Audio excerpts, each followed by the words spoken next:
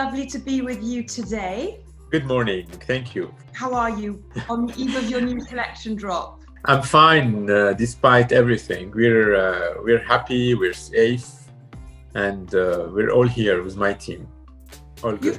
You've had a pretty tough year this year. I was wondering if it has changed your relationship with Kraft. I don't think so. Maybe it changed a bit with the business, but definitely not with the craft.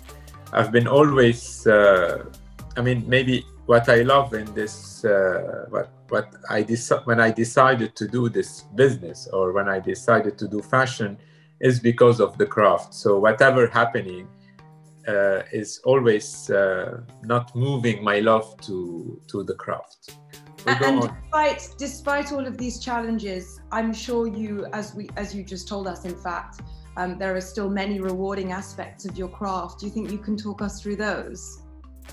I mean, what's interesting in this, that I have a beautiful atelier in Paris with beautiful craftsmanship, and being able to still do our job, and to see a piece of fabric transformed into a dress or a coat or a shirt is still interesting. And this, whatever will happen, whatever the world will change, we have to still do it this way.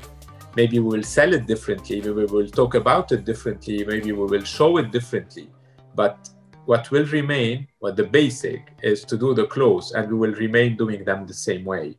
And that's magical, and that's very interesting to see that whatever would happen, the craft won't change. What is your fondest memory with an artisan? Oh,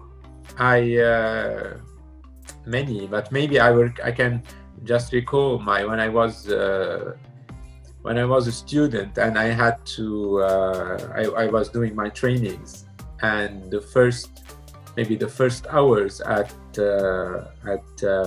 Dior, and the way they crafted those dresses were just mind-blowing. And I developed all my love for the couture in Paris, and especially when I was training during my student years. I was training at those beautiful houses, and to see the passion the people had, and the time they can put in one piece, that was amazing. So magical, actually, because just a piece of fabric, and then suddenly you see it as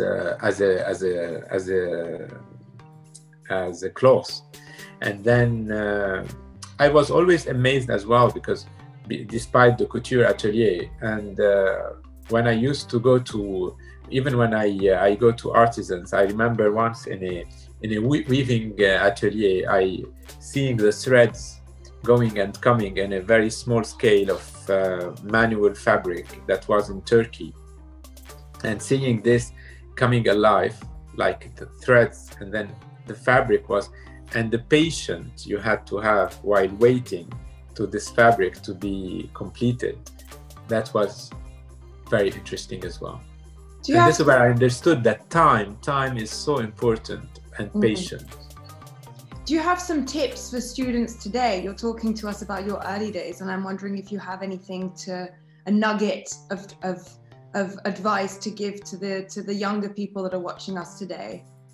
You know, I've always, my only advice always is to follow our heart and to do exactly what we love to do. So if it is craft, if it is about manual work, go for it. Send all your, put all your passion, all your guts with your hands, and do whatever you want to do. So, and don't follow any, because it's important to have plans, and it's important to be business oriented. But in the first place, your heart has to speak, and your hands has to follow your heart. So, and then when the object is here, that's another way to see how you would market it, how you would sell it, how you would talk about it. But in the first place, you have to have these things coming from here.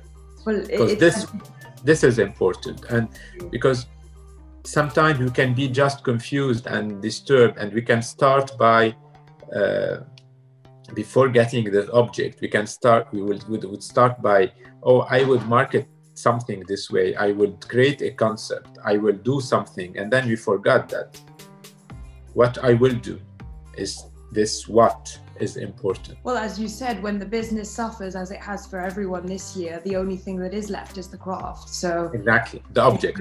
Exactly. What is your prediction for the future of this industry, for the future of craft? We're still doing it the same way as we used to do it maybe 100 years ago. What changed is maybe the places itself, sometimes the machines, definitely, the lighting, but we still need hands, we still need the fabric, hands, and some skills to do what we have to do. Definitely, the machine are evolving, and we will be so faster and more productive. But so this is maybe this will go further and to be maybe more technically. We will have more machines to help us do what we want to do. But as a craft, I don't think as the human is here, the craft will follow him, and it will have a natural evolution, but not a drastic change.